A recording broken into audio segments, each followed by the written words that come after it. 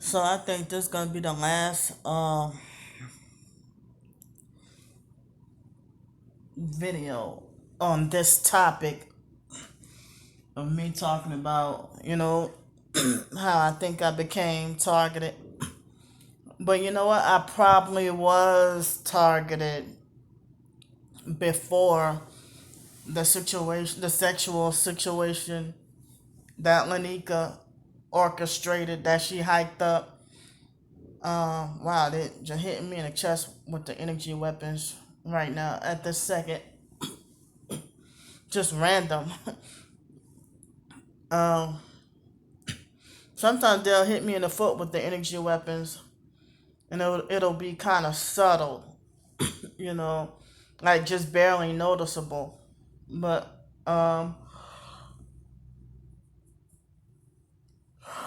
excuse me. So it's like I just don't. A lot of times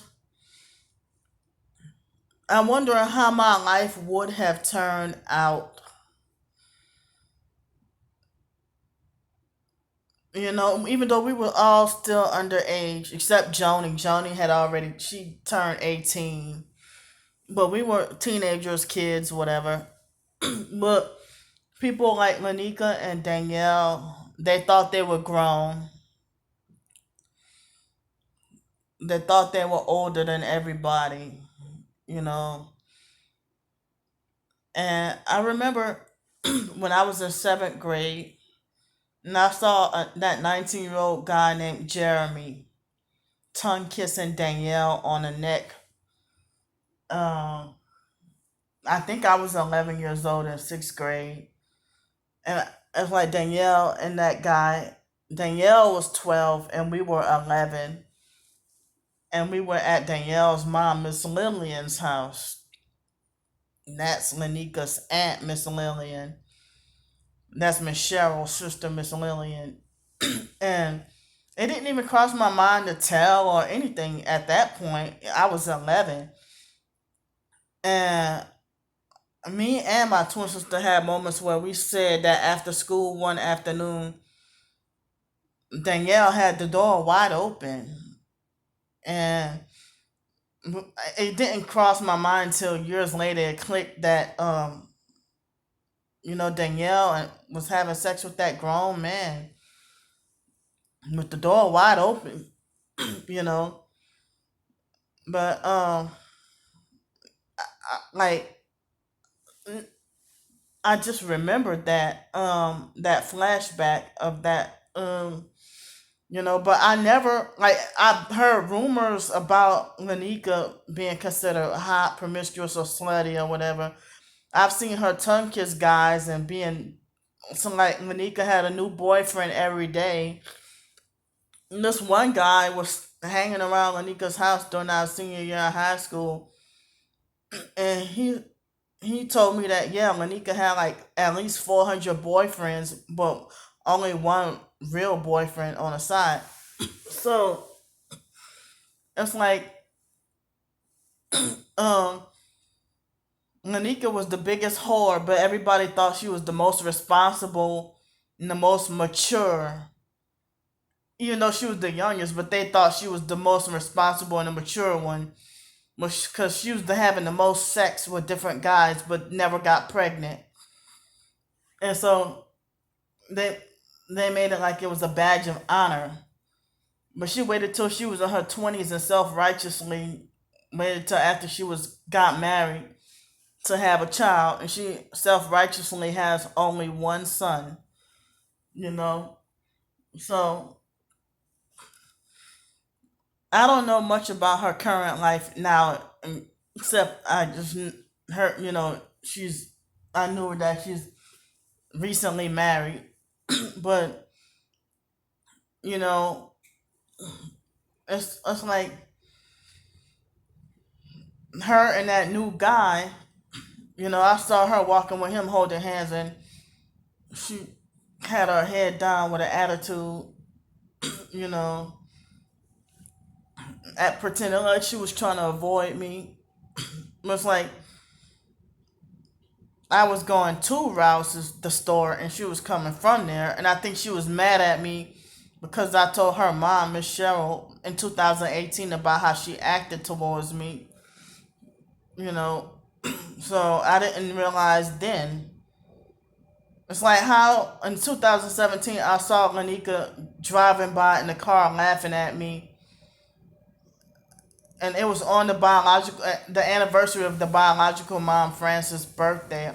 I'm sorry, uh, anniversary of the biological mom Frances' death. You know, it was the biological mom Frances' death anniversary, and Lanika just I was standing at the bus stop, and she made sure she saw me at my worst looking moment, where I looked like a quote unquote crazy homeless person, when I actually, had that Section 8 house and I was waiting for the bus. And so it's like, so they can keep their narcissistic opinion up that I'm supposed to always be made to look like a fool around them or in front of them. I'm supposed to just look crazy, So now Lanika saw me at the store in 2018 in July, and she had an attitude with me, and she, for no reason, when I said hello to her, that was before I realized that I was targeted.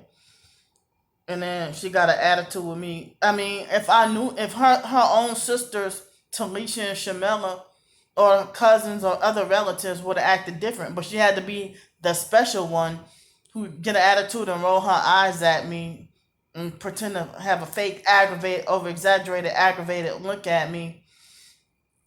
And it's like my twin sister in 2017 took sides with and defended Lanika when I told her that she drove by in the car laughing at me. It's like, well, wow, you still have gay feelings about Lanika, You still idolize and worship her, you know. Because, like, when my twin sister Brandy was, started being kind of more vocal about being gay, I mean, well, being interested in girls, but then she would lie about being homosexual, you know. Growing up, she would lie to everybody about, she would lie about being homosexual, but then go around lying to everybody talking about me having imaginary friends and stuff like that, and they believe her. But she can, deny being gay, but then trying to act like she was trying to out me, you know, about being crazy with imaginary friends. And according to the psychiatrist, that was okay for her to do that.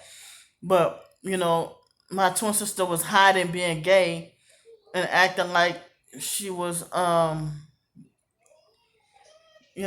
like she was trying to front like those girls that was just her best friend.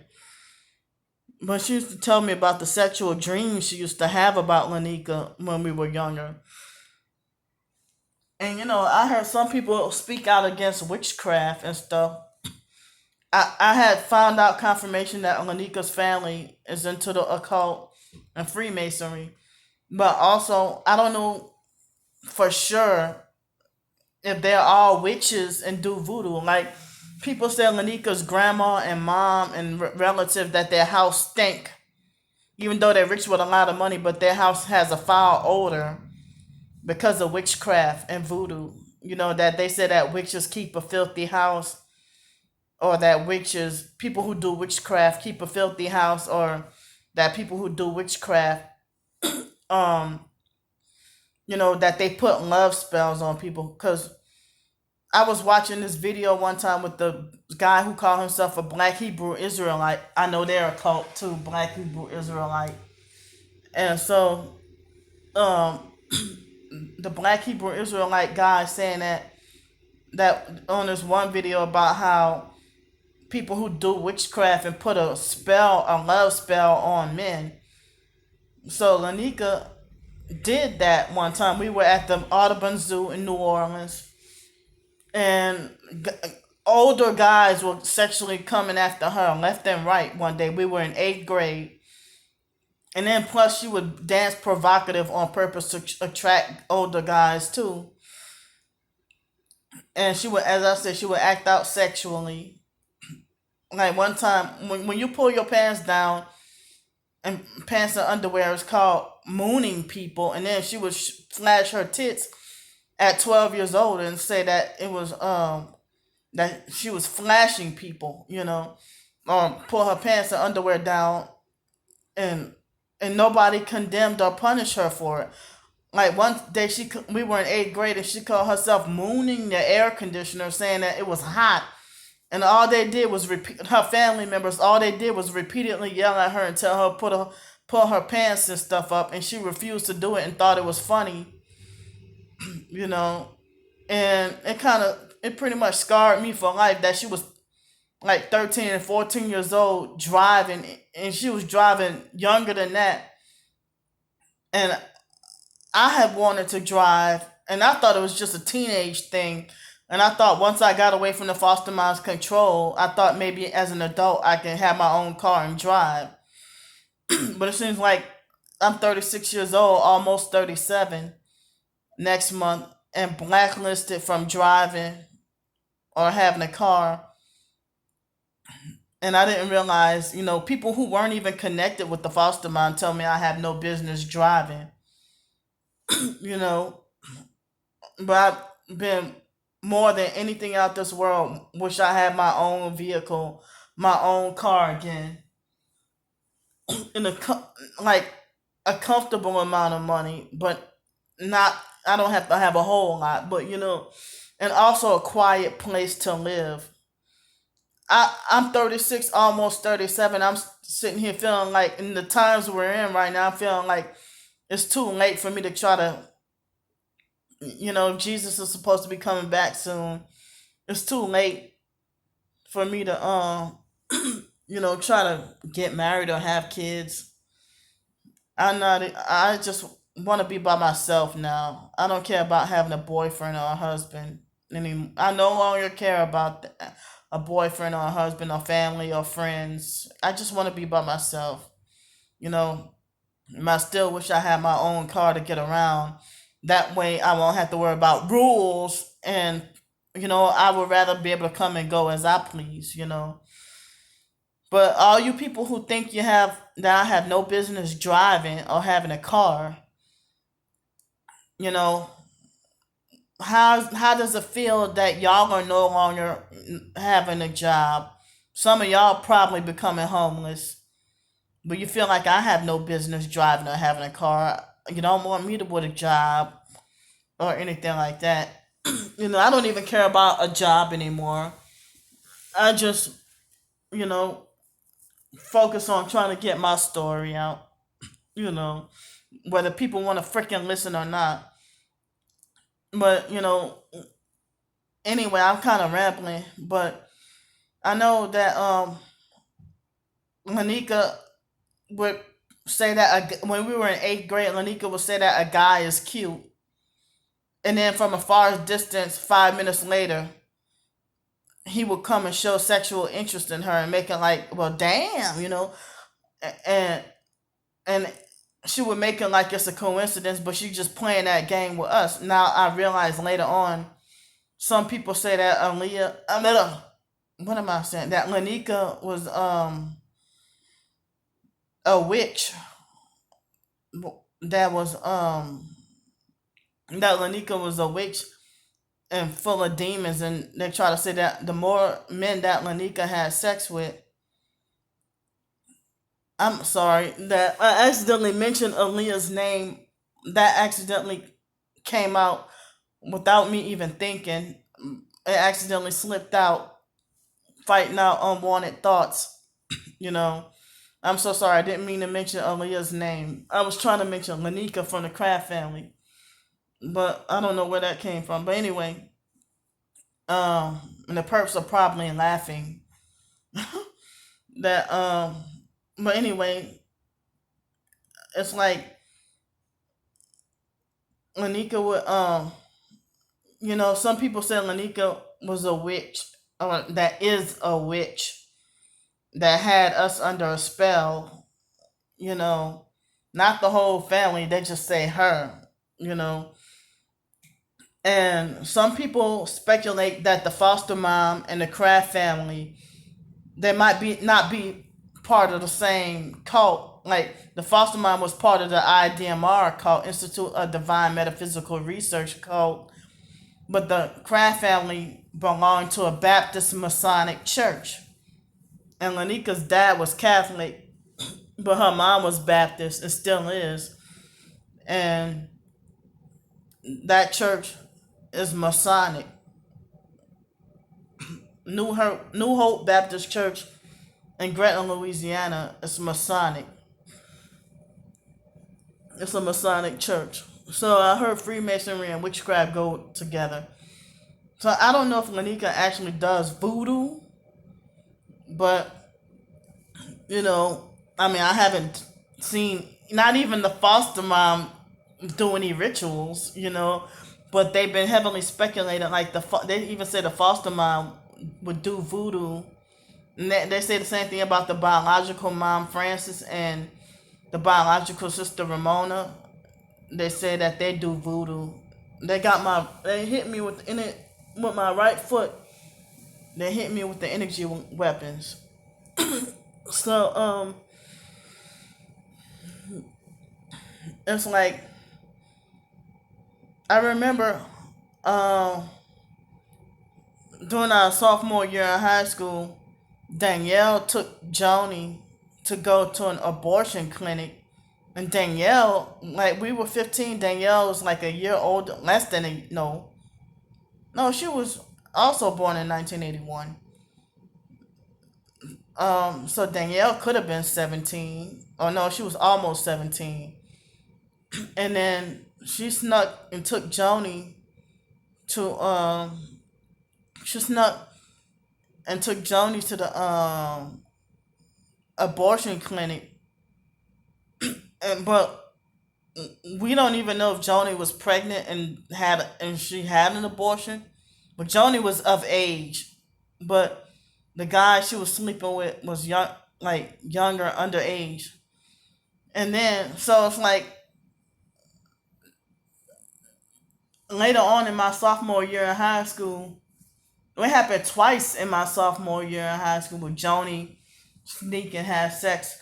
Like, and I was 14 years old, and the foster mom held me responsible or accountable for what Joni did, and Joni was 18. And I guess once Lanika anchored that or started that off, that's when Joni went whoring around and being promiscuous on her own. And Lanika encouraged Joni, like ever since Lanika had been friends with Joni, Lanika was doing nothing but manipulating Joni. And Joni was blind to everything, and we were blind to everything. But till this day, Joni hate my guts too. As of 2017, I knew Joni hate my guts still. When I saw her and she acting like she pretended like she didn't want to associate with me. But Joni. So that's why I thought it was the stigma of me being labeled retarded and crazy. But people would never want anything to do with me and Sean, the biological brother Sean. But they see my twin sister or the gay brother Mark or Wyatt, and their eyes light up and they get all excited, you know. But I know the Kraft family, if it was Wyatt or Mark coming around, they would have been jumping all over them like excited, happy dogs. But I haven't seen the Kraft family in years. And then 2018, I went to go visit them, and Miss Cheryl and her sister Miss Lillian ignored me and treated me like my presence wasn't welcome. Then Miss Cheryl would have an attitude with me, you know. So and Miss Cheryl was that type to do like some of the biological families and some foster family members. I thought it was just a New Orleans thing that and Danielle would do that too, and some other Kraft family members would be switched up and down. You know, it's unpredictable when they decide they want to be. They're narcissistic abusers who want to have their moment where where they're mostly abusive and means for no reason and stuck up. but then have their rare moment when they want to be extra friendly, and all these people think they're too good to associate with me, So I mean, it's like I don't have any proof for this, but after Joni um was had to deal with fat shaming and having a lot of crying going on. A lot of times she cried because they had some boys that she liked, and they didn't want to date her because she was fat, and you know they would call her fat, but they didn't call her fat and greedy like they call me. But I think that Lanika had brainwashed Joni to starve herself on purpose. You know, because Joni went like at least a minimum of 1 year without eating at all, and Joni went a whole year without eating after being friends with Lanika, and we were in, yeah, by the time Joni was 17, and we were 14, no, we were 13 in eighth grade, and Joni had lost all that weight. And one day, we were at some museum in New Orleans, and Joni had passed out and fainted.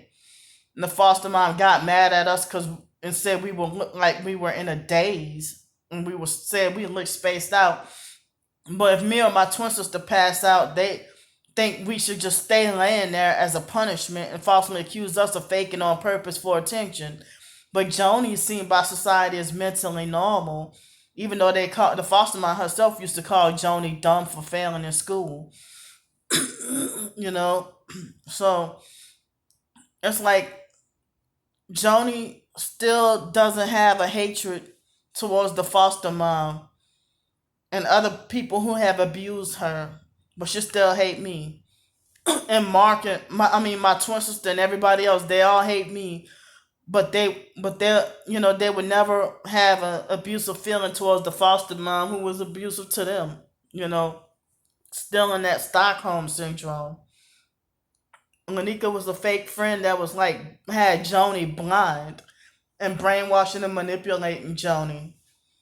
I don't know if somebody might feel like as if Lanika was Joni's handler. I don't know. um, if Lanika was like manipulating Joni and was a fake friend, and Joni just idolized and worshiped Lanika, you know, while Lanika was, it's like that's like how celebrities can do stuff and you wonder how they do it and they get in no trouble. But then if you see a celebrity do something in their music video and they get in no trouble, but then if you go and do it and then you get arrested and go to jail for it, something like that.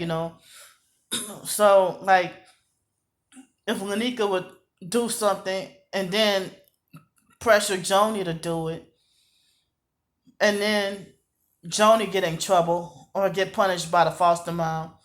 I mean, I guess that final time the situation happened, I think, when we were in our sophomore year in high school, and Brandy had a talk with this guy, and I had a talk.